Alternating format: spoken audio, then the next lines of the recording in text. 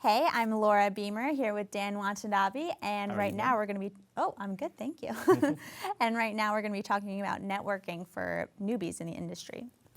So, for people that are maybe still in high school learning about this industry, or we're in college, or we're just getting out here into LA, or any industry in any of the other cities, where does networking begin? How can someone that's brand new start networking? Highest and best is who are your friends. And if you've just moved into town, that's a challenge because you really don't have those friendships built yet. So as an actor, what I would suggest doing is take acting classes. That's your first networking group. And hang out go take a class at a community college in something that you like. That's another networking group, because it's important that your networking group not only be people who you feel are right now fitting in with your career, it's with people in general, because people are always jumping in and out of show business. And you might see someone in a real estate or an architecture class who, next thing you know, they're a production designer or they're a producer, and they'll remember you from that class. So it's just being there with everybody.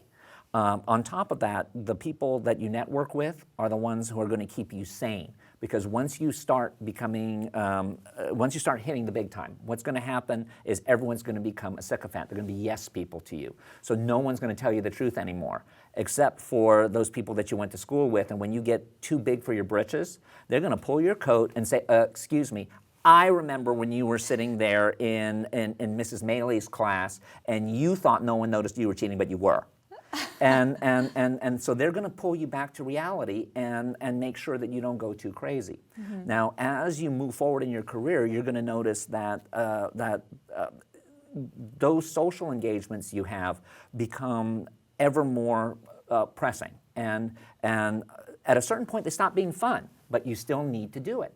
And what you learn how to do then is you learn how to do the quick party round.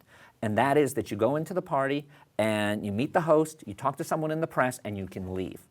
And if you want to not drink, and everyone else is drinking, you go to the bartender, give them a $10 bill, and tell them that you want to have a ginger ale in a champagne glass. Now, I got this from my friend Doris. She used to do this all the time. She could do 3 parties in a night and convince everybody that she had been there the whole time because she knew how to work it.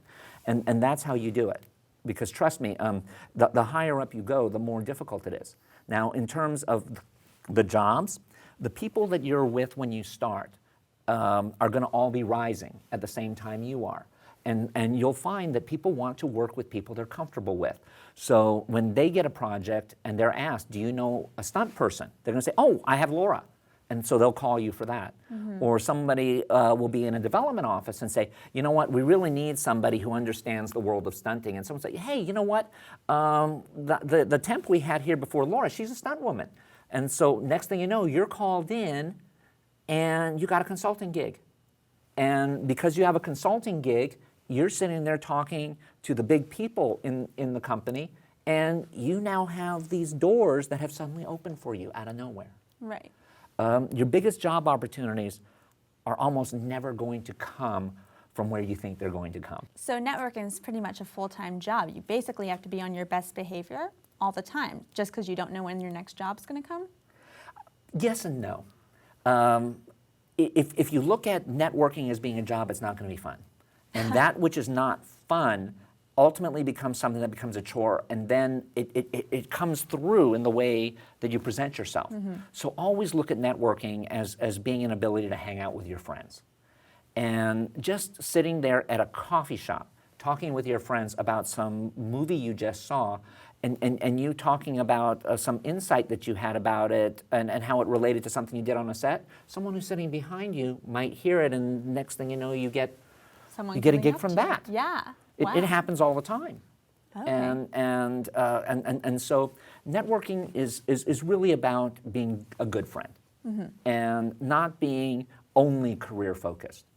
Because, and I know it's hard when you're younger to not be career focused all the time, but have fun, because those people you're having fun with are going to want to hang out with you more. Right. You said that you're now a diving instructor. Trust me, someone who's in that diving class with you is at some point or another going to get you a job. Thanks, Dan. That's very valuable information. Oh, you're most welcome.